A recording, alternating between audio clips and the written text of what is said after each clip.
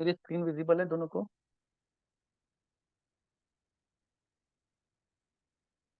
Okay. तो कहाँ तक कर लिया था हमने?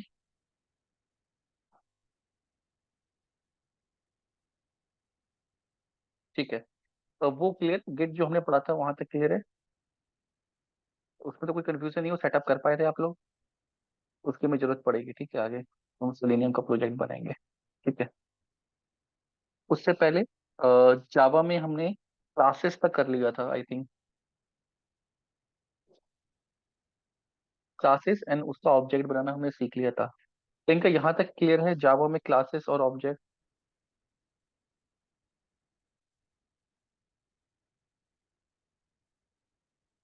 ठीक है। अब कुछ डिटेल्स हैं जो हमें पढ़नी है। क्लास एंड ऑब्जेक्ट बेसिकली, वो पहले मेथड पढ़ लेते हैं। मेथड जिसको हम फंक्शन भी बोलते हैं। ठीक है। फंक्शन का मतलब होता है कि कोई पीस ऑफ कोड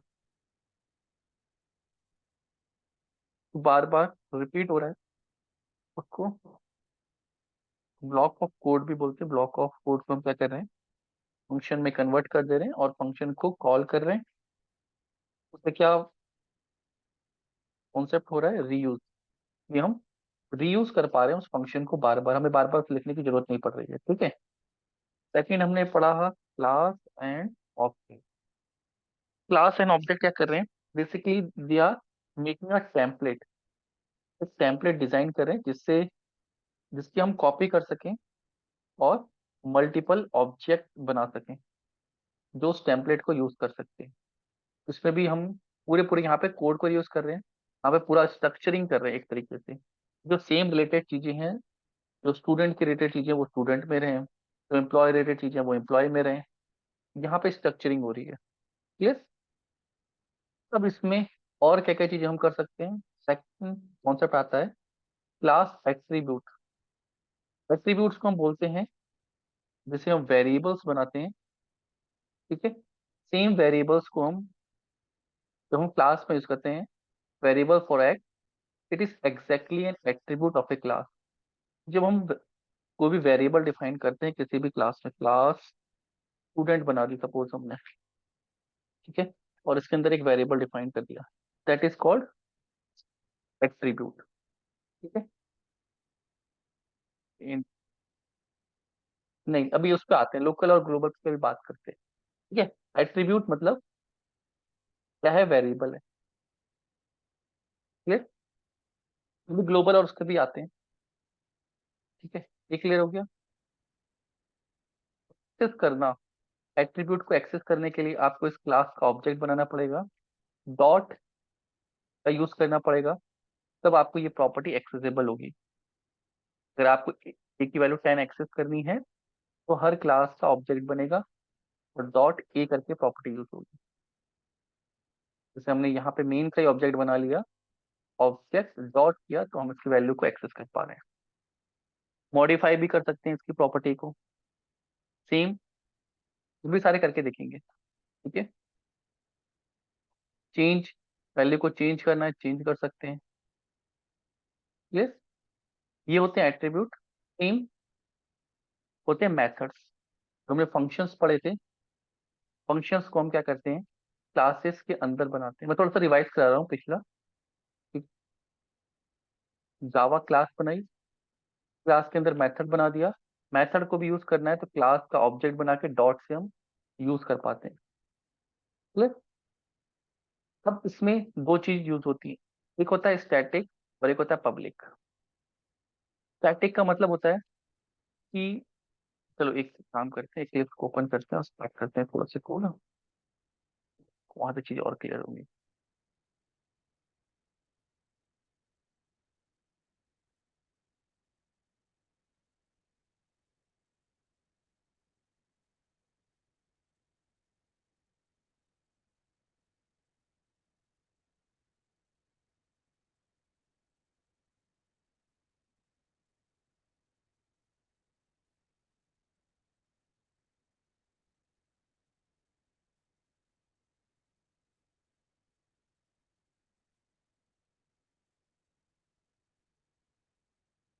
हम ये कर रहे थे कुछ डिफॉल्ट पेज में।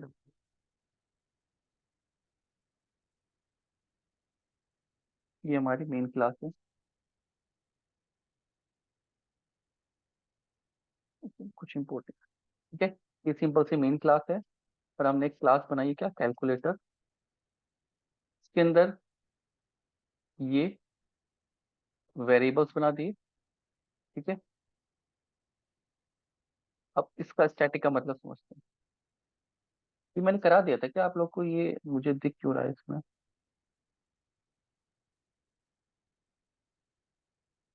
ओ, ओ, ओ, ये स्टैटिक करा दिया था क्या मैंने?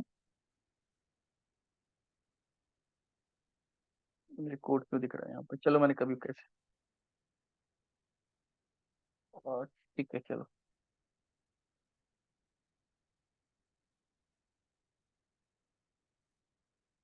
ठीक है, कहीं और किसी को समझाया होगा।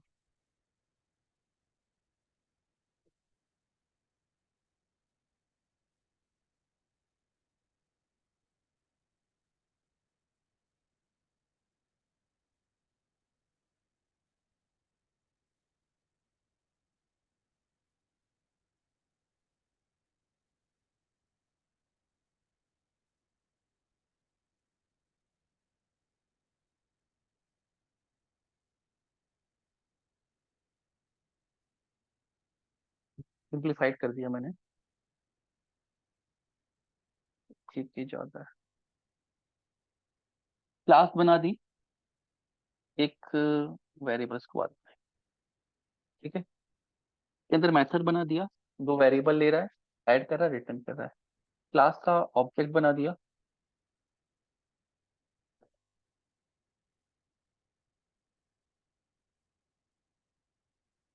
Calculator C1 is equal to new calculator. इसमें कोई कंस्ट्रक्टर नहीं है, डेटा देने की जरूरत नहीं है। मेथड का यूज करना है, C1 डॉट सम लिखा है 4 और 5। अभी क्या कर रहा है, रिटर्न कर रहा है इंट। डायरेक्टली इसको प्रिंट भी कर सकते हैं, यहीं से कॉल कर लेंगे इसको।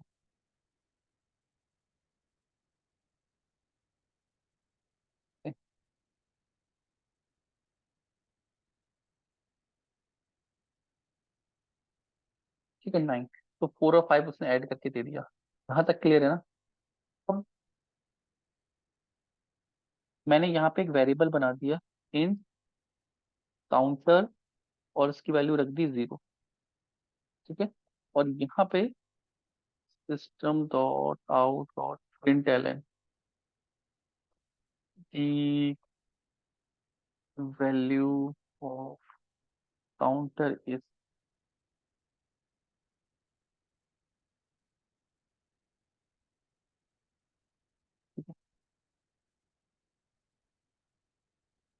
Run S Java application.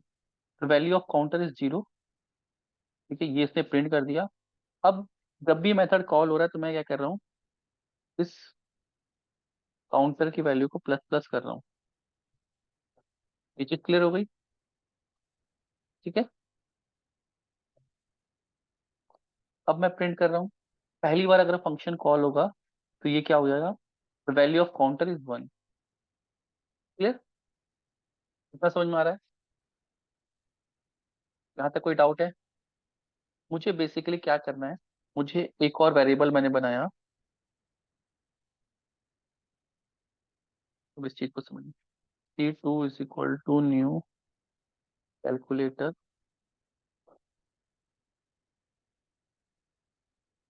जो स्टैटिक वाला है ना, मैं उसका एग्जांपल बना रहा हूँ अभी, आपको उस एग्जांपल पे ले जाता हूँ कि कहाँ पे। तो ये बहुत इंपॉर्टेंट चीज है ये। मैंने 14 और 15 दे दिया, ठीक है। तो पहले ये रन हुआ, फिर ये रन हुआ, ठीक है। रन एस, देखो, पहली बार ऑब्जेक्ट बना इस क्लास का। इस क्लास के अंदर क्या है, इस क्लास के अंदर एक काउंटर है जिसकी वैल्यू 0 है, और एक मेथड है। अब इस ऑब्जेक्ट ने इसको कॉल किया, ठीक है। ये यहाँ पे गया,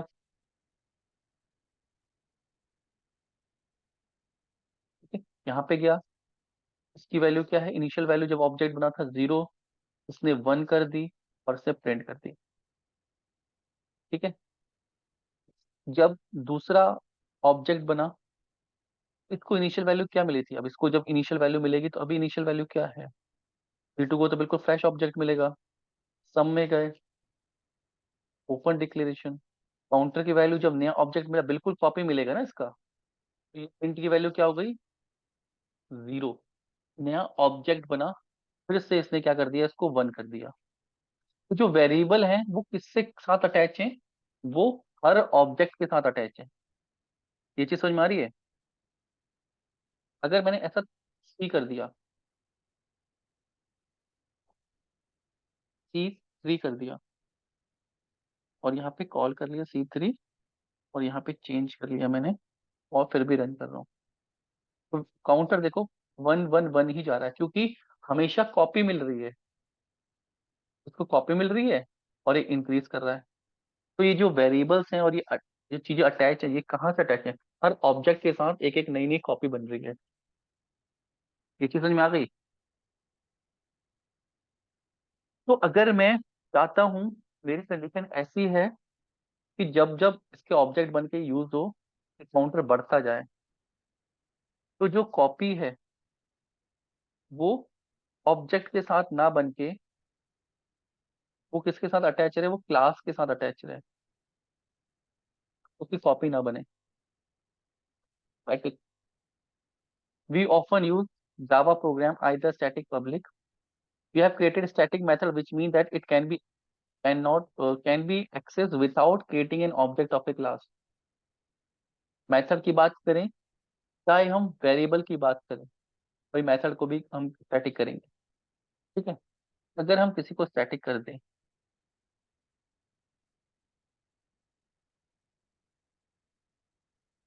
तो ये जो अटैच हो जाता है ना, ये अब ऑब्जेक्ट के साथ नहीं होगा, ये किसके साथ है, कैलकुलेटर के साथ, क्लास के साथ, ना कि उसके ऑब्जेक्ट के साथ। ये देखो, काउंटर चेंज हुआ, 1 2 3, यहाँ पे देखो आउटपुट में इतना बड़ा डिफरेंस आ गया सिर्फ एक कीवर्ड से। ये जो वेरिएबल है, अब ये इस क्लास के साथ अटैच है, ये हर ऑब्जेक्ट के पास इसकी कॉपी नहीं जाएगी। ये चीज क्लियर हुई, ये फिक्स हो गया इस क्लास से रिलेटेड। तो ये क्या काम कर रहा है स्टैटिक, कि आपकी कॉपी बनने से रोक दे रहा है, जो बार बार वैल्यू चेंज हो रही थी। क्यों, क्योंकि जब भी एक फ्रेश ऑब्जेक्ट बन रहा था तो क्या हो रहा था, एक नई कॉपी मिल रही थी, तो ये कॉपी नहीं मिल रही है, ये क्लास के साथ अटैच है rather than its object. Same अगर हम किसी मेथड को क्या कर दें, स्टैटिक कर दें, तो सेम मेथड, सपोज मैंने एक मेथड बना दिया, इसी मेथड को ले लेते हैं।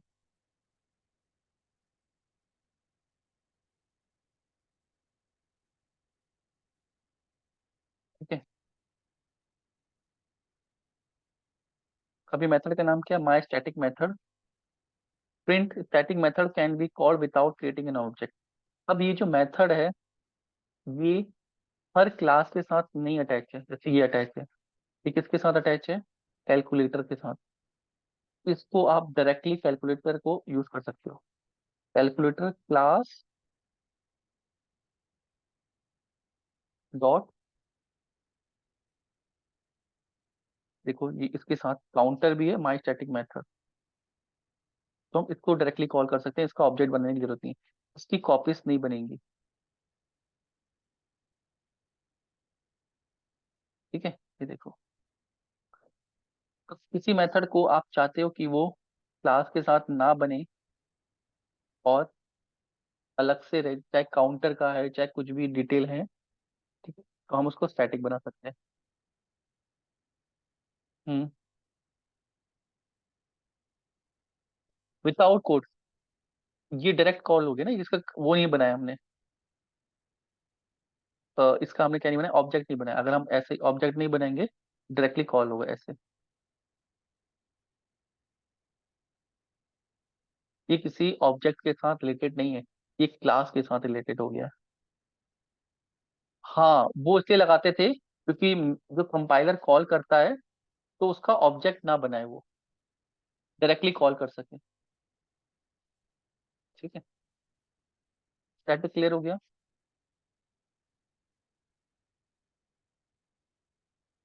ठीक, इस एग्जांपल से समझना, काउंटर वाले से समझ में आएगा। ये टैग जो होता है ना, ये वाला जो पहले बताया था।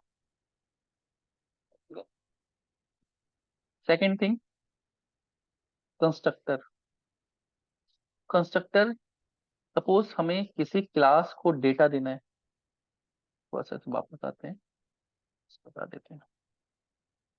मुझे भी किसी क्लास को डेटा देना है, ठीक है। कब डेटा देना है? जब उसका ऑब्जेक्ट बने, तब वो डेटा उसके पास जाना चाहिए, एट द टाइम जब हम ऑब्जेक्ट क्रिएट कर रहे हैं।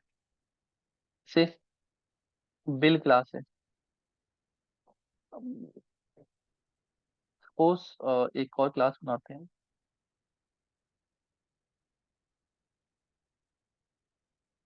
स्टूडेंट डॉट जावा। ठीक है, पब्लिक स्ट्रिंग नेम।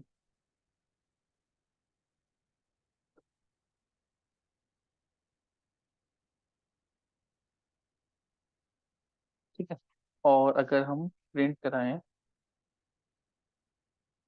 एक मेथड बना दें, पब्लिक वॉइड प्रिंट डिटेल्स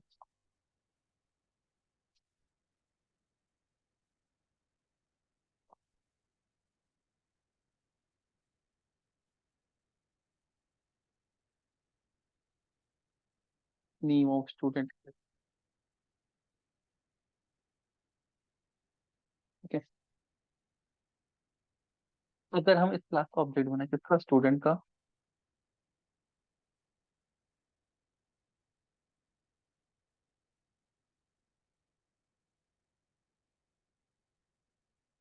मुझे स्टूडेंट का नेम देना, S1 डॉट नेम। यहाँ पे मैं दे सकता हूँ क्या, राहुल। ठीक है, S1 डॉट प्रिंट डिटेल्स, तो name of student is Rahul. तो इसने क्या किया, यहाँ पे इसको डेटा दे दिया, डेटा प्रिंट कर दिया। डेटा इसने बाद में दिया। मैं चाहता हूँ कि कोई भी नया स्टूडेंट बनाए तो वो क्लास को बनाते समय डेटा दे, कंपलसरी हो गया है। कंपलसरी यहाँ पे तो नहीं दिया, हमने बाद में दिया। कोई अगर नाम देना भूल गया यहाँ पे, ठीक है, रन है, ये क्या कर देगा, नेम ब्लैंक आ रहा है, इसकी वैल्यू इनिशियली 0 है। क्लियर। तो हम चाहते हैं सपोज मार्क्स भी होते,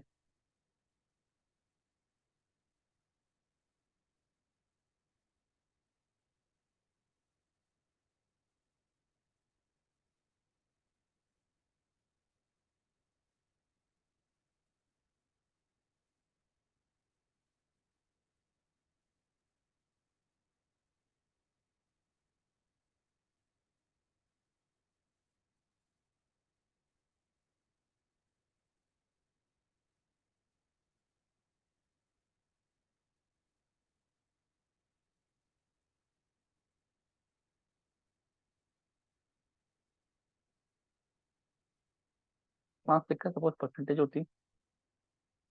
तो अगर मैं यहाँ से कोई डिटेल ना दूं तो ये 0 आ रही है परसेंटेज, बाय डिफॉल्ट इंटीजर 0 होता है। तो यहाँ पे गलती हो सकती है। मैं चाहता हूँ कि कोई भी स्टूडेंट बनाए और वो कंपलसरी हो जाए कि वो नेम और मार्क्स दे। ठीक है, कैसे कर सकते हैं, तो हम कंस्ट्रक्टर बनाएंगे। कंस्ट्रक्टर किस लिए यूज होता है, बेसिकली डेटा को इनिशियलाइज करने के लिए। हम चाहते हैं जो ये डेटा बनाए ना, इसको इनिशियलाइज किया जाए। ठीक है, कैसे, हम पब्लिक रखेंगे, जो क्लास का नाम होगा वो यहाँ पे रखेंगे। मेथड है, बेसिकली स्पेशल मेथड है जो क्लास के नाम से बनेगा। ठीक है, दिस डॉट नेम, दिस मतलब करंट वेरिएबल को एक्सेस करने के लिए दिस डॉट नेम, और यहाँ पे हम स्ट्रिंग में ले लेंगे स्टूडेंट, कॉमा, इंट में ले लेंगे स्टूडेंट परसेंटेज। गैप नहीं आना चाहिए, ठीक है। और दिस डॉट नेम, इस नेम में कौन सी value, equal to student name, ठीक है। This dot marks, this use होता है करंट ऑब्जेक्ट को रेफरेंस करने के लिए, कि वेरिएबल को रेफरेंस करने के लिए। दिस डॉट मार्क्स में क्या आ गया, स्टूडेंट परसेंटेज आ गई, ठीक है।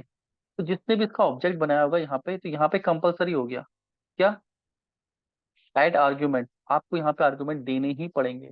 अब आपके लिए कंपलसरी हो गया क्या, पहला कैसा स्ट्रिंग, तो आपको यहाँ पे नेम देना ही पड़ेगा राहुल, दूसरा परसेंटेज में चाहिए सपोज 78, ठीक है। अब बिना इसके ऑब्जेक्ट बनेगा ही नहीं, तो क्या हो गया, name of the Rahul is 78, percentage of student is, sorry, name of the student is Rahul, the percentage of student 78। तो अगर आपको कुछ डेटा ऐसा है कि कोई भी आप, जैसे हम एपीआई बनाते हैं, कुछ सर्विस बनाते हैं, तो उसमें कंपलसरी कर देते हैं कि this data need to be initialise, इसके बिना आपका ऑब्जेक्ट नहीं बनेगा। वो कुछ और वेरिएबल बनाने हैं जिसको आप ऑप्शनल रखना चाहते हो, पब्लिक एड्रेस, ठीक है, ये हमने रख लिया। आपको नहीं रखना है एड्रेस, आप प्रिंट करना चाहते हो, एड्रेस देगा तो प्रिंट हो जाएगा, नहीं देगा तो नहीं प्रिंट होगा। यहाँ पे आप प्रिंट करने से पहले चेक भी कर सकते हो कि अगर डेटा है तो ही प्रिंट करे, वरना ना करे। अभी हम नॉर्मल करें,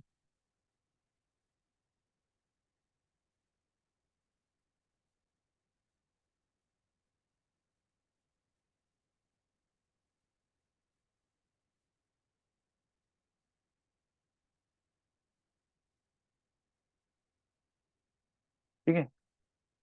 हम एड्रेस मैंने यहाँ पे नहीं दिया है, तो आपके पास ऑप्शनल है यहाँ पे, एड्रेस देना चाहो नहीं देना, तो हम देना चाहें तो S1 डॉट एड्रेस दे सकते हैं,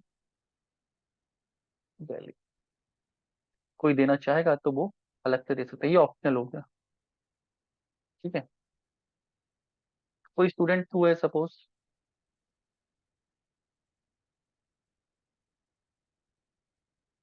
S2 is equal to new student, compulsory क्या है, नेम, अमन, कंपलसरी क्या है, मार्क्स देने,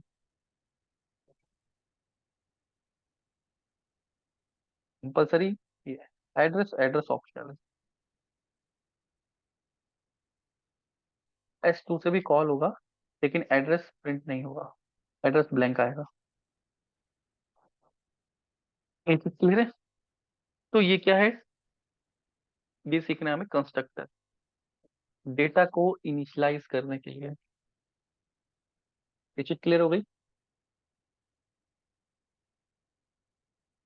ठीक।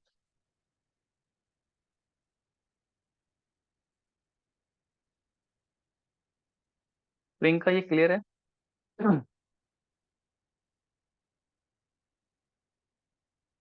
करो ना, लेट हो, ओके, ठीक। कुछ कह रहे हो, सॉरी मैंने म्यूट कर दिया, ठीक। ठीक है, ये क्लियर हो गया, कंस्ट्रक्टर क्लियर है। कंस्ट्रक्टर क्या काम करता है, डेटा को इनिशियलाइज करने के लिए, जब भी आप उसका ऑब्जेक्ट बनाओ, तो अगर आपको करना है तो आप कर सकते हो, हम यूज करेंगे आगे सेलेनियम में। कंस्ट्रक्टर, नेक्स्ट है मॉडिफायर्स। मॉडिफायर्स, जैसे हम पब्लिक लिखते हैं, ठीक है, अगर मैं यहाँ पे पब्लिक हटा दूं, हटा दिया, ठीक है। अब ये जो क्लास, इस मेथड को मैं यहाँ पे लिख दूं प्राइवेट, ठीक है। तो ये यहाँ एरर देने लगा, बाय डिफॉल्ट पब्लिक होता है, ये एरर देने लगा।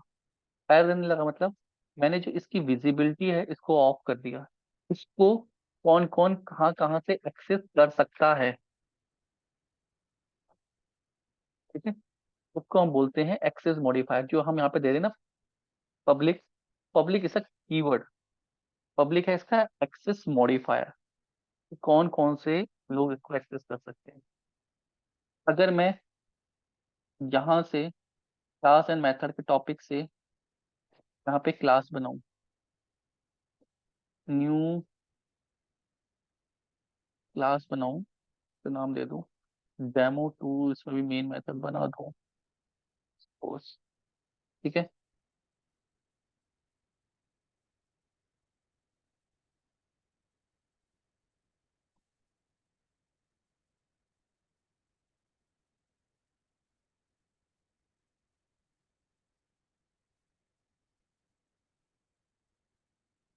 ये रन हो रहा है अभी। Clear? अब मैं क्या कर रहा हूँ, मेरी जो स्टूडेंट क्लास थी उसका ऑब्जेक्ट बना रहा हूँ, जो मैंने यहाँ पे बनाया था ना, सेम इस कोड को कॉपी कर रहा हूँ और यहाँ पे पेस्ट कर रहा हूँ।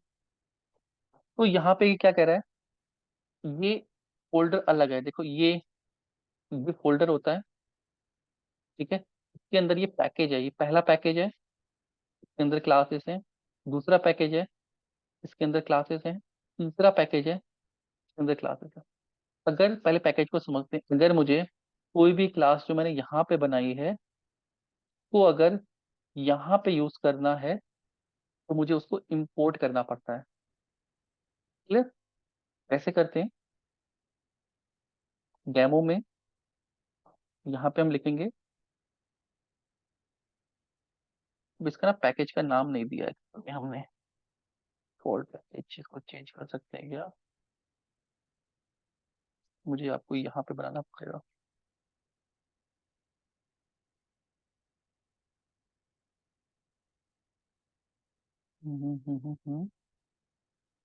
सपोज मैंने,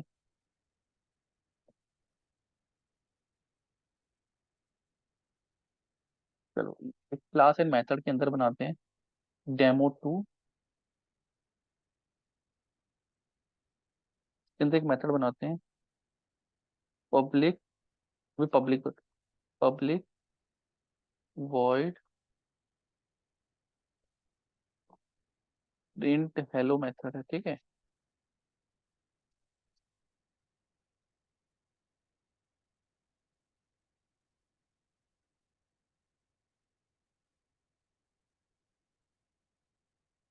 एक्चुअल में ये ना मेन बना रखी है क्लास को।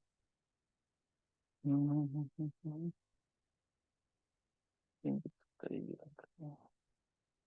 मैं इसके अंदर एक मेथड बनाता हूँ, न्यू क्लास के नाम देते हैं, डेमो 2 नाम देते हैं, ठीक है। इसके अंदर एक मेथड बनाते हैं पब्लिक वॉइड प्रिंट हेलो, ठीक है। सिस्टम डॉट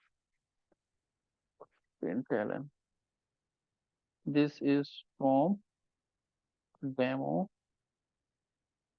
2 क्लास, ठीक है। अब डेमो 2 क्लास जो है क्लास एंड मेथड्स के अंदर है, इसका मुझे ऑब्जेक्ट बनाना है कहाँ, यहाँ पे। तो ठीक है, को ds is equal to new, मैं इसका ऑब्जेक्ट नहीं बना पा रहा हूँ, क्या एरर दे रहा है, can not be resolve with type, कह रहा है इसका टाइप नहीं मिल रहा है। तो ये कहाँ पे है, क्लास एंड मेथड के लिए मुझे लिखना पड़ेगा इंपोर्ट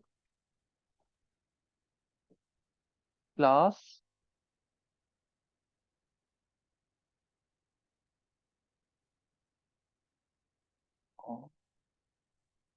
नेम का है कहीं, क्लास एंड मेथड्स डॉट, देखो उसके अंदर दो क्लासेस हैं, इसके अंदर दो क्लासेस, डेमो 2 ये क्लास का नाम, जैसे मैंने लिखा ये रिजॉल्व हो गया, ठीक है। किसी भी क्लास को जो सेम फोल्डर के अंदर नहीं है, बाहर है, उसको यूज करने के लिए आपको क्या देना पड़ेगा? इंपोर्ट का कीवर्ड। ठीक है। अब मैं इसको इंपोर्ट कर पा रहा हूँ, इसको हटा देते हैं एक बार के लिए, कट करके।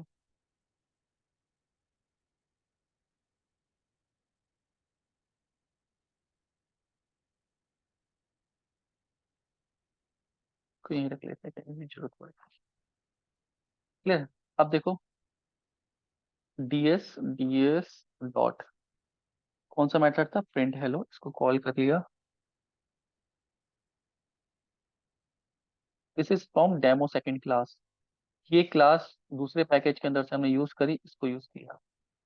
ठीक है। इसके अंदर एक और मेथड बनाते हैं।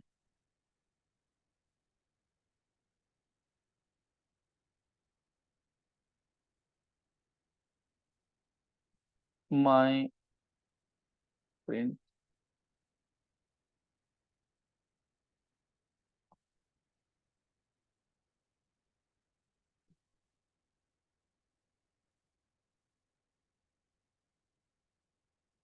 के अंदर ऑब्जेक्ट बनाया था ds डॉट माई प्रिंट। दोनों कॉल होंगे। ठीक है।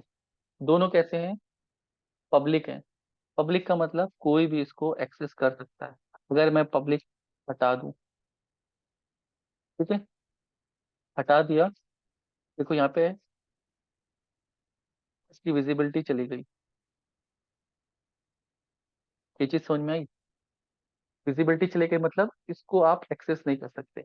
ये तो हम कर सकते हैं public. The class is accessible by any other class. कोई दूसरी क्लास उसको एक्सेस कर पाए, इसलिए हम क्या लिखते हैं? पब्लिक। पब्लिक अगर हम बता देंगे तो वो एक्सेस कर सकता है। बाय डिफॉल्ट ये का जो स्टेट होता है कि हम दो चीज देते हैं, डिफॉल्ट, ठीक है, डिफॉल्ट भी बना सकते हैं। अब इसको बता देते हैं। अगर आप को नहीं यहाँ पे कुछ दोगे, क्लियर, तो ये बाय डिफॉल्ट रहती है। और बाय डिफॉल्ट आप क्या कर सकते हो? अपने इसी पैकेज के अंदर यूज कर सकते हो, बाहर यूज नहीं कर सकते। ये चीज समझ में आ रही है? तो जहां से समझो इसको फिर से। मॉडिफाई क्या करते हैं? कंट्रोल दी एक्सेस लेवल, कि कौन उसको यूज कर सकता है, कौन नहीं कर सकता है। ठीक है। क्लास में आप या तो पब्लिक बनाओगे या तो डिफॉल्ट। डिफॉल्ट लिखने की जरूरत नहीं होती है। पब्लिक मतलब the class is accessible by any other class, ये क्लास के लिए है।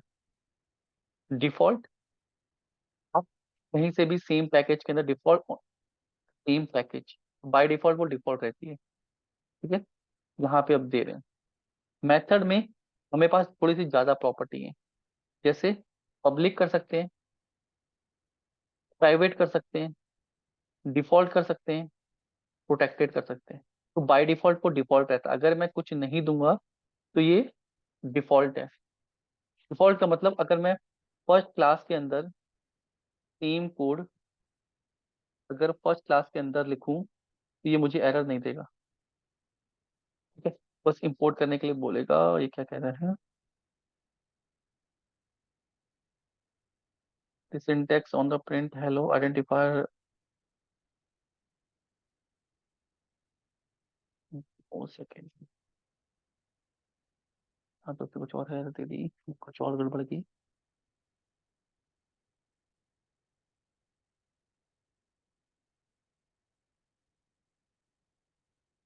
डायरेक्टली क्लास के अंदर बनाना नहीं देगा।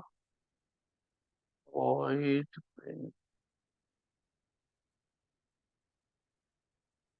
ठीक है, ये मेन मेथड नहीं है, डायरेक्टली आप उसके अंदर भी बना सकते हो। तो देखो ये कोड मेरे को यहाँ पे एरर नहीं दे रहा है, मैं इसको यूज कर सकता हूँ। अगर मैं इस पे गो टू डिक्लेरेशन में जाऊँ तो यहाँ पे कनेक्ट कर पा रहा हूँ। क्यों? क्योंकि ये दोनों सेम पैकेज में हैं। सेम पैकेज के अंदर कोई दिक्कत नहीं आएगी। अगर ये कहाँ है डेमो, ये इसके अंदर है, के अंदर है, तो मुझे यहाँ से अगर मैं चाहता हूँ कि कोई बाहर से भी यूज कर पाए इस मेथड को, इसको, इस मेथड को, तो यहाँ पे क्या लिख दूंगा, पब्लिक। पब्लिक और डिफॉल्ट समझ में आ रहा है।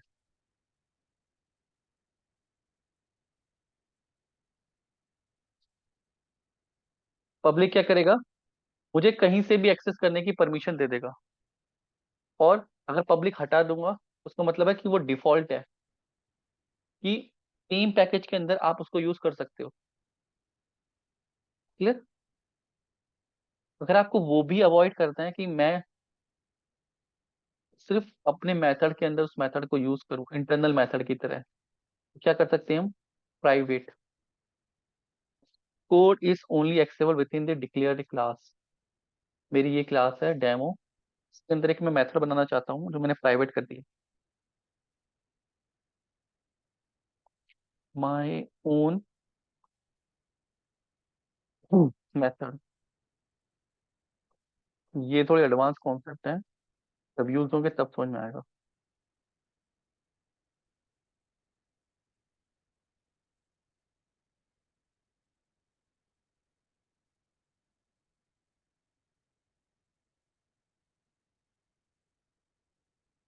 ठीक है, तो ये प्राइवेट है, पब्लिक नहीं किया है, प्राइवेट किया है। ठीक है, तो अगर इसको मैं फर्स्ट क्लास के अंदर से यूज करने की कोशिश करूँ तो क्या यहाँ पे दिखेगा, ds डॉट, नहीं दिखेगा, माई प्रिंट दिख रहा है।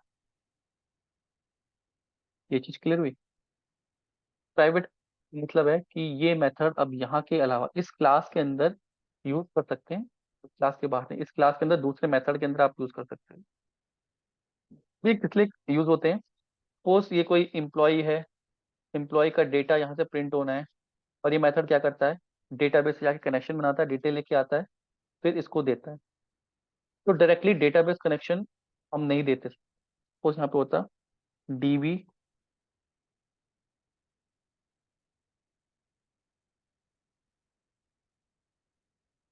DB connection. तो डीबी कनेक्शन क्या हो रहा है, यहाँ से क्रिएट हो रहा है।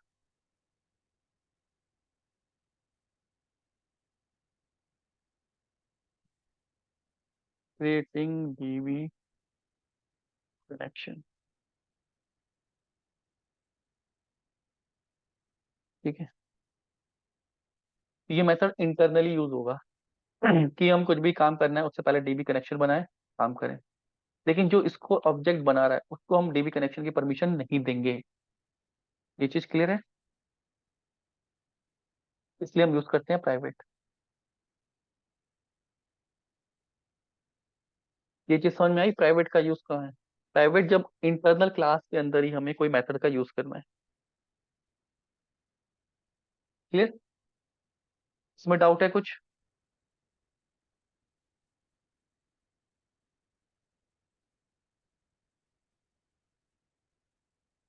ठीक है,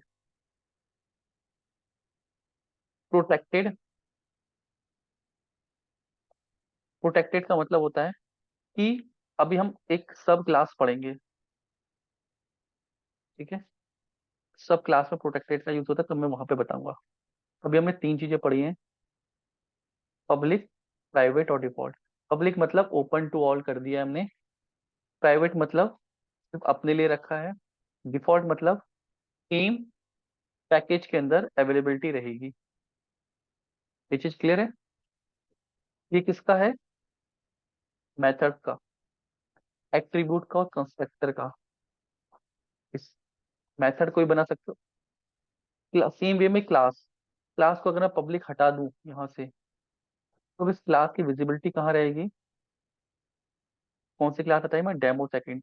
ये फर्स्ट क्लास के अंदर हम इसका ऑब्जेक्ट बना सकते हैं, यहाँ पे कोई दिक्कत नहीं होगी। लेकिन ये डेमो क्लास के अंदर अब एरर देने लगेगा। क्या एरर देने लगेगा, इट्स नॉट विजिबल, तो इसकी विजिबिलिटी चली गई। क्लियर है। तो ये एक्सेस मॉडिफायर्स का मतलब होता है कि हम अपने कोड का एक्सेस किसको देना चाहते हैं। ये चीज क्लियर हो गई। ठीक है, इसके साथ साथ हमें पैकेज पढ़ा था। पैकेज क्या है, दो तरीके के पैकेज होते हैं, एक होता है बिल्ट इन पैकेज, एक होता है यूजर डिफाइंड पैकेज। ठीक है, जावा के जो बने बनाए पैकेजेस हैं, बने बनाए क्लासेस हैं, वो जावा की हैं। जैसे हम यहाँ पे करेंगे JRE, ये सारे पैकेजेस दिख रहे हैं जो अभी तक यूज कर रहे हैं, आगे यूज करेंगे कुछ। ठीक है, यहाँ से ये पैकेज बने हुए हैं, इसके अंदर लाइब्रेरी बनी हुई है, इसके अंदर पैकेज बने हुए हैं ये। तो हमें अगर कोई क्लास बनी बनाई है उसका यूज करना है तो इन पैकेज से इंपोर्ट करनी पड़ती है। ये है बिल्ट इन पैकेज, जावा के साथ आते हैं ये सारे यूजर डिफाइंड पैकेज होगा जो हम बना रहे हैं, कोड कर रहे हैं, ये यूजर डिफाइंड पैकेज होगा। क्लियर? यूज करने के लिए आपको इनका नाम देना पड़ेगा अगर वो एक्सेसिबल हैं। जैसे ये एरर दे रहा है डेमो सेकंड, क्योंकि डेमो सेकंड क्लास है बट पब्लिक नहीं है। ठीक है, पब्लिक क्लास को हम इंपोर्ट करके उस क्लास का ऑब्जेक्ट बना सकते हैं। ये चीज क्लियर है?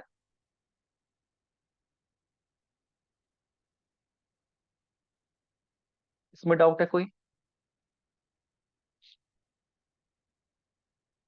ठीक है,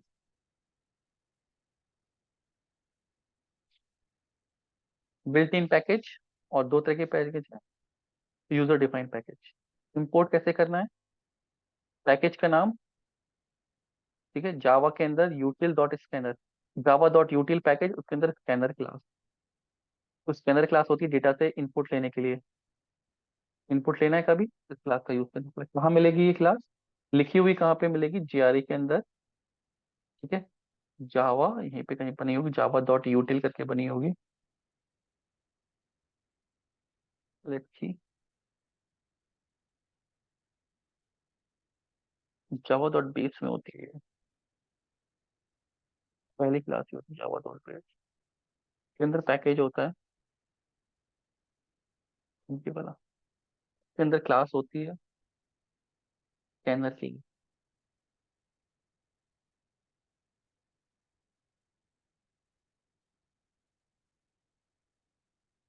ये इसके अंदर कोड लिखा होता है।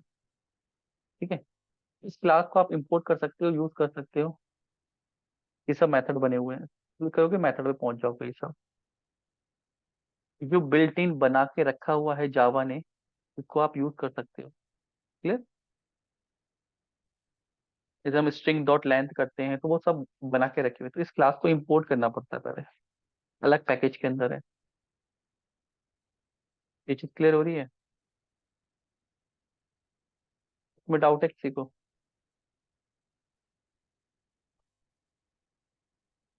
इसमें कोई कंफ्यूजन? पैकेज समझ में आया?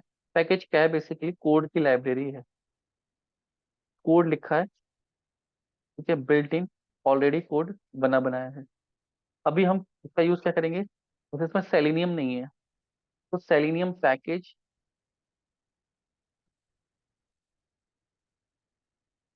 डाउनलोड करेंगे। ठीक है, और उसका रेफरेंस दे देंगे अपने प्रोजेक्ट में कि हम अपने प्रोजेक्ट में क्या कर रहे हैं, उसको यूज कर रहे हैं। क्लियर? सेलेनियम में क्या कर रहे हैं, अपने पैकेज को यूज कर रहे हैं। उसके अंदर बिल्ट इन क्लासेस हैं, ऑलरेडी क्लासेस बनी है। उन क्लासेस का क्या करना है, सिर्फ ऑब्जेक्ट बनाना है और क्लासेस को यूज करना है। ये चीज क्लियर हो गई? जैसे ब्राउजर को ओपन करने का है तो ब्राउजर ऑब्जेक्ट बनाएंगे, ड्राइवर डॉट गेट कहेंगे तो क्या कर देगा, और उसको URL दे देंगे। तो क्या करेगा, उस URL को लॉन्च कर देगा। क्लियर? ये करना सीखेंगे तो वहां पे हमें पैकेज की जरूरत पड़ेगी। कितना समझ में आ रहा है? पैकेज, ठीक है, ये क्लियर है इतना? प्रियंका, करुणा, पैकेज समझ में आ रहा है? अलग अलग फोल्डर बने हैं जहाँ पे हम अपने कोड ब्लॉक को रख रहे हैं।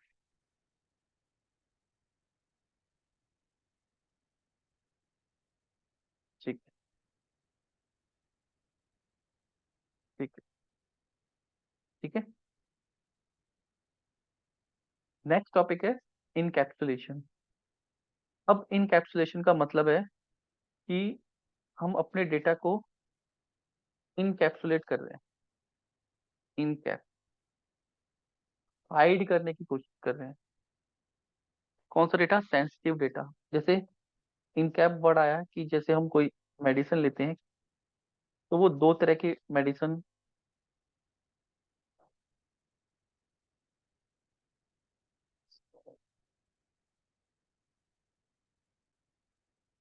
जैसे ये क्लास के अंदर सपोज करो ये मेडिसिन है, इसके अंदर कुछ मेथड्स और वेरिएबल्स बने हैं। क्लियर? हम उसको इनकैप्सुलेट करें, ये क्लास है, इसके अंदर मेथड और वेरिएबल बने हुए हैं, मतलब हाइड करने की कोशिश कर रहे हैं एक तरीके से। अब इस हाइडिंग को करने का तरीका क्या है?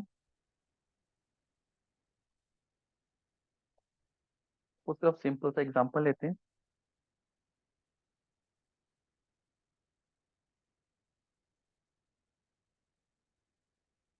कि इसको हटा देते हैं। एक क्लास है स्टूडेंट,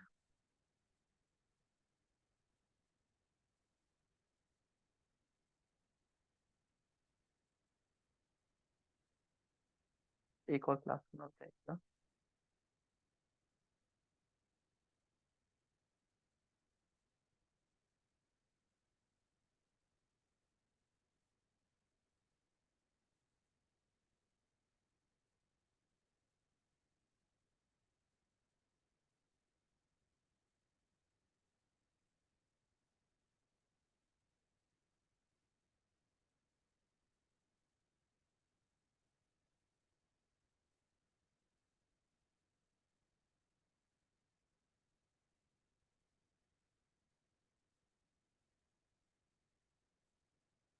ठीक है, ये दो डेटा है।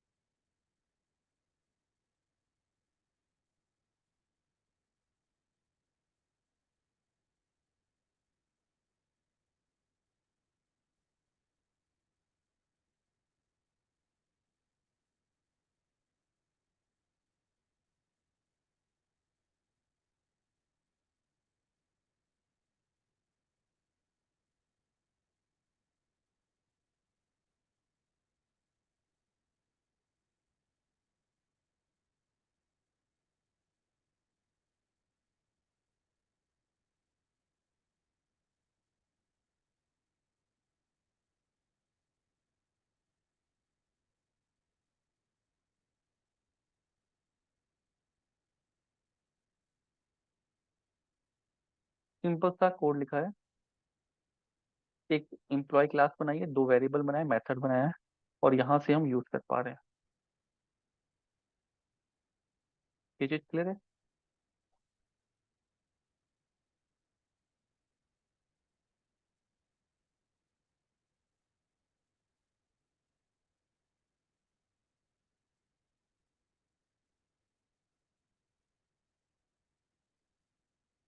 Account balance.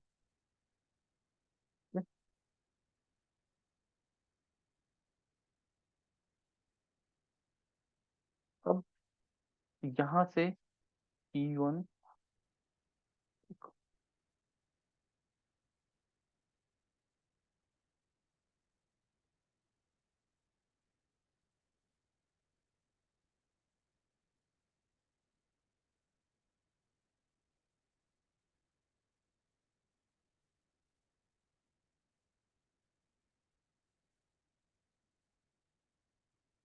प्रिंट करते हैं पहले तो। क्लियर। तो यहाँ से हम क्या कर रहे हैं, ये अकाउंट बैलेंस एक वेरिएबल है। क्लियर। अब यहाँ से इसको सेट कर रहे हैं E1 डॉट अकाउंट बैलेंस।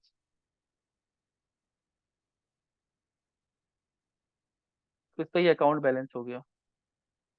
इस प्रॉपर्टी को ये यूजर रीड भी कर पा रहा है। ठीक है।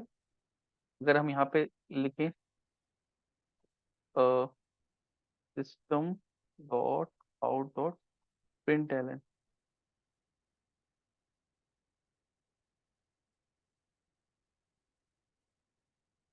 ठीक है। अकाउंट बैलेंस हो गया। यहाँ से हम रीड भी कर पा रहे हैं अकाउंट में कितना डेटा है, और यहाँ से नई वैल्यू को सेट भी कर पा रहे हैं। तो गेट और सेट वैल्यू को क्या कर रहे हैं, गेट भी किया है, ये गेट किया है, ये वैल्यू को सेट भी किया है। तो अगर मेरे को किसी प्रॉपर्टी को बचाना है कि यूजर बाहर से उस वैल्यू को या तो रीड ना कर पाए, अभी रीडेबल भी है राइटेबल भी है, मुझे इनकैप्सुलेट करना है, इसको हाइड करना है। मैं चाहता हूं कि बाहर से कोई यूजर इस वैल्यू को सेट ना कर पाए। क्लियर। तो मैं यहाँ पे चेंज करूंगा, यहाँ पे इस प्रॉपर्टी को बना दूंगा मैं प्राइवेट। क्लियर है। और यहाँ पे इसका एक अकाउंट बैलेंस का एक प्रॉपर्टी बनाऊंगा, जिसको अभी वेरिएबल नहीं रहेगा, प्रॉपर्टी बनेगी। एक गेटर मेथड, एक सेटर मेथड, कि अगर आपको अकाउंट बैलेंस चाहिए, एक और प्रॉपर्टी बना देते हैं,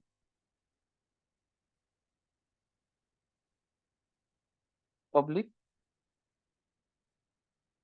गेट अकाउंट।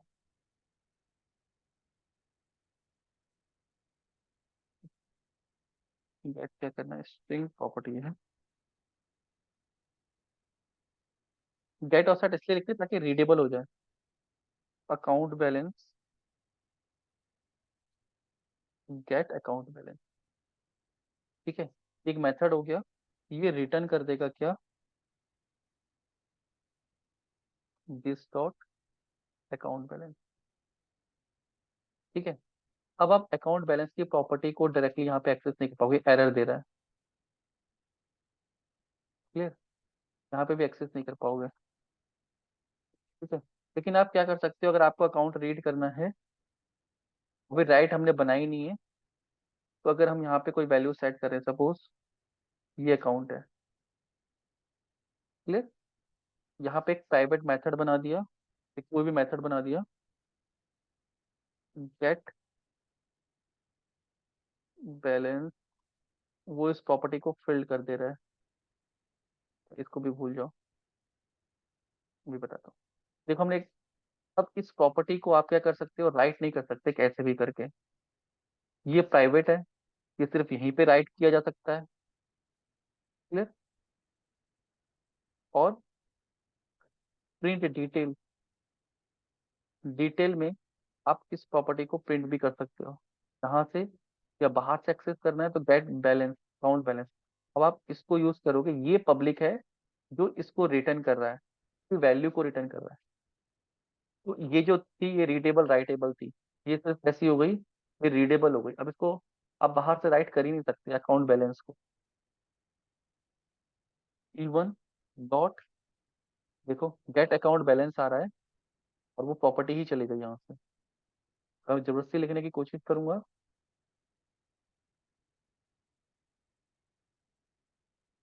एरर देगा।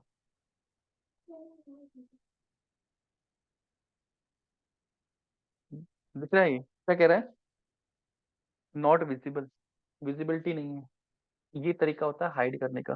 इसको हमने क्या बना दिया, सिर्फ रीडेबल, ये राइट नहीं कर सकते। ये क्लियर है। ये इंकैप्सुलेट किया, हाइड किया गेट से। अगर दोनों आपको सेट भी कराना है तो पब्लिक स्ट्रिंग सेट नाम रख दो, सेट अकाउंट बैलेंस, और इसको आप डेटा दे दो, क्या सेट, कितनी वैल्यू सेट करानी है। दिस स्ट्रिंग अकाउंट बैलेंस,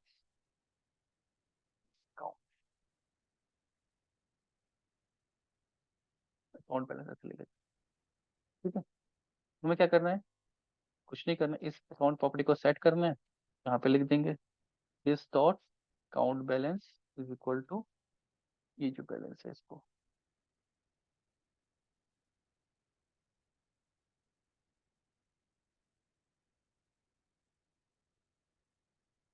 और ये क्या है दे रहा है, अच्छा गेट लिखा है यहाँ पे, सेट लिखा, नेम चेंज करना है, ठीक है। दूसरा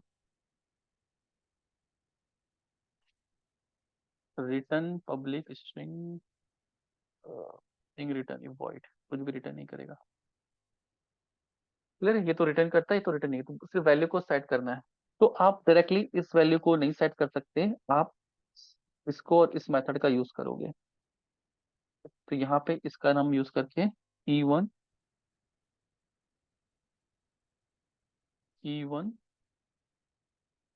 सेट, सेट अकाउंट बैलेंस, ये प्रॉपर्टी हो गई, ठीक है। इसके अंदर आपको डेटा देना है, स्ट्रिंग में देना है, और हमने अकाउंट बैलेंस दे दिया इतना। अब इतनी डिटेल प्रिंट होंगी, जी। अब इसका यूज क्या है, आपको इसको रीडेबल बनाना है, सिर्फ रीड कर सकते हैं तो इसको बनाओ, इसको इम्प्लीमेंट ही मत करो, तो कट कर दो, कमेंट कर दो।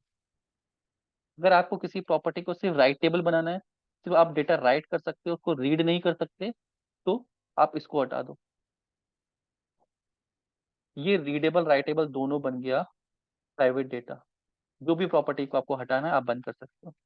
इसको बोलते हैं एट्रीब्यूट्स, ये होती हैं प्रॉपर्टीज, गेट प्रॉपर्टी और सेट प्रॉपर्टी, डेटा को इंक्लैप्सुलेट करने के लिए। तो दूसरा एग्जांपल भी आता है कि हम अपने डेटाबेस में क्या वैल्यूज रख रहे हैं। सपोज हमने डेटाबेस में रखा ईएमटी बेल, हम इस कीवर्ड का यूज कर रहे हैं, तो यूजर को पता नहीं चलेगा, जो भी इसको यूज करेगा, कि डेटाबेस में क्या रखा हुआ है। जो भी ऑब्जेक्ट बनाएगा, तो ये नहीं पता लगेगा कि हमने इस प्रॉपर्टी का यूज किया है आगे। उसको क्या दिखेगा, गेट बैलेंस सेट बैलेंस, तो यहाँ पे देखो गेट बैलेंस सेट बैलेंस वो चलेगा, अंदर हमने चेंज कर दिया ईएमटी बैलेंस।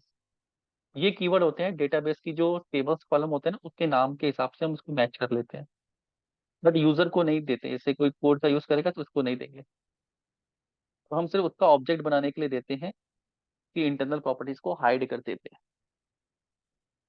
तो गेट और सेट का हम यूज करते हैं, इंकैप्सुलेशन का भी आगे यूज करेंगे।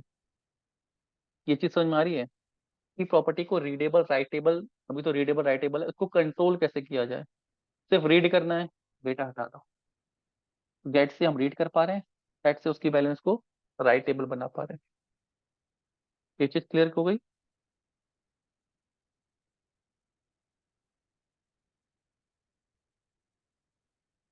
Encapsulation is to make sure sensitive data is hidden from the user to achieve declare class variables attribute as private or provide public getSet method to access and update the value of private variable।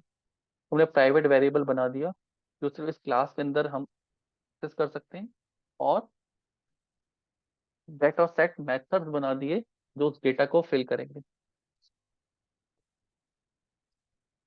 ये चीज clear है।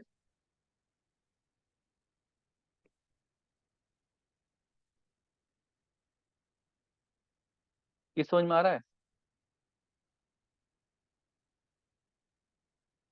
सबको, ठीक है। That is called encapsulation, कि हम data को encapsulate कर रहे हैं, ठीक है। इस कॉन्सेप्ट में इतना ही है, कि हमने किसी प्रॉपर्टी को रीडेबल बनाना है, राइटेबल बनाना है, तो हम इस तरीके से बना सकते हैं। नेक्स्ट है इनहेरिटेंस। इनहेरिटेंस का मतलब होता है कि हम क्या कर सकते हैं, कोई क्लास है सपोज, यहाँ से समझो, एक कंपनी है, उसमें दो तरह के एम्प्लॉई हैं। एक है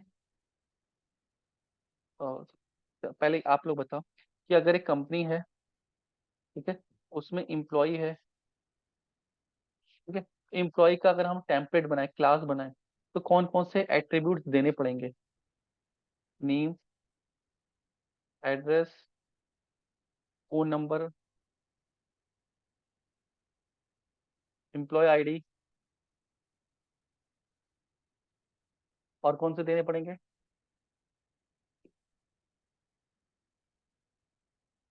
डेट ऑफ बर्थ, डीओबी, और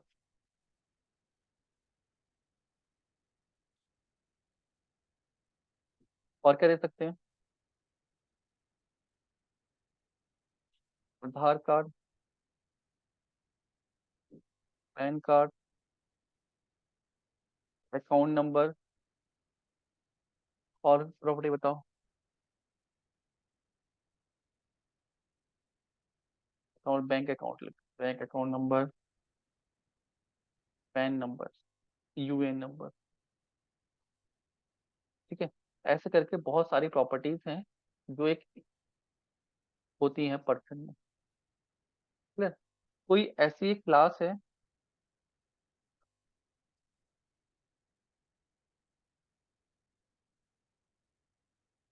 वो एक और क्लास बना दी, पार्ट टाइम एम्प्लॉय। उसके अंदर कुछ दूसरे मेथड हैं, जैसे पार्ट टाइम सैलरी, ठीक है, एक मेथड है। वर्किंग आवर्स, ठीक है। तो क्या ये जो दो मेथड हैं, वो सब मैं फिर से यहाँ पे बनाऊं, अलग से क्लास के अंदर बनाऊं? पार्ट टाइम एम्प्लॉय, एम्प्लॉय तो अलग है, तो फुल टाइम हमारा एम्प्लॉय है, उसके अंदर सारी प्रॉपर्टी। लेकिन पार्ट टाइम जो एम्प्लॉय, उसके अंदर दो चीजें एक्स्ट्रा हैं, वर्किंग आवर्स और पार्ट टाइम सैलरी। तो क्या मैं इस दोनों क्लास को अलग अलग बनाऊं, और या इस क्लास के अंदर ये सारे एट्रीब्यूट्स भी दोबारा से दूं कि दोनों अलग अलग हैं? तो ऐसा हम नहीं करते हैं। तो हम क्या करते हैं, इस क्लास को बेस क्लास बना देते हैं, ठीक है, और पार्ट टाइम क्लास के अंदर इसको एक्सटेंड कराएंगे। एक्सटेंड क्या? एम्प्लॉय के लिए। एक्सटेंड का मतलब होता है कि जितनी भी वेरिएबल्स और प्रॉपर्टीज हमने एम्प्लॉय के अंदर बनाई थी, वो अब अपने आप इसके अंदर आ जाएंगी, और बाकी जो इसमें अलग से चाहिए वो हम डाल देंगे, ठीक है। इसको बोलते हैं हम क्या? इनहेरिटेंस। इनहेरिट कर ली हमने प्रॉपर्टीज यहाँ से। ये पेरेंट क्लास हो गई, ये इसकी चाइल्ड क्लास, ये बेस क्लास हो गई, ठीक है, ये इसकी एक्सटेंडेड क्लास। अगर कुछ प्रॉपर्टीज हैं, ठीक है, और वही प्रॉपर्टीज दूसरी चीज में भी चाहिए, तो सारी प्रॉपर्टीज बनानी नहीं है, सिर्फ उसको वहां पे लिख दो, एक्सटेंड एम्प्लॉय। इसका जब भी ऑब्जेक्ट बनेगा, तो ये सारी प्रॉपर्टीज इसके अंदर ऑलरेडी होंगी, और ये दो एक्स्ट्रा ऐड हो जाएंगी। ये दो एक्स्ट्रा इसके अंदर नहीं मिलेंगी, जब इसका ऑब्जेक्ट बनेगा पार्ट टाइम का, तब इसके अंदर मिलेंगे। ये चीज क्लियर हो गई? इस कॉन्सेप्ट को हम क्या बोलते हैं? Inheritance. Child class, parent class. Child class just inherit the another class. इस क्लास नहीं, हम हमारे केस में चाइल्ड क्लास कौन सी है? Part time. इसने क्या किया है, इसको इनहेरिट किया है, सिर्फ एक एक्सटेंड कीवर्ड का यूज करके, ठीक है। तो एक क्लास है पब्लिक क्लास, इसके अंदर प्रोटेक्टेड है ब्रांड, एक मेथड है honk। दूसरी क्लास है कार, एक्सटेंड किया है व्हीकल को, इस क्लास, इसके अंदर ब्रांड अपने आप आ गई, honk अपने आप आ गया, मॉडल नंबर हमने यहाँ पे लिख दिया। अगर कार का ऑब्जेक्ट बनेगा, उसके अंदर honk भी होगा, ये वाला, और उसके अंदर मॉडल नेम भी होगा। बाकी सारा चीज ऐसे करेंगे। ये चीज क्लियर हुई?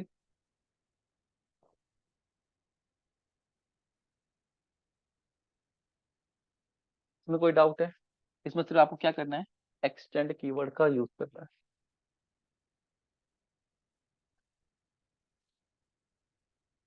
ये समझ में आया, ये सो नो?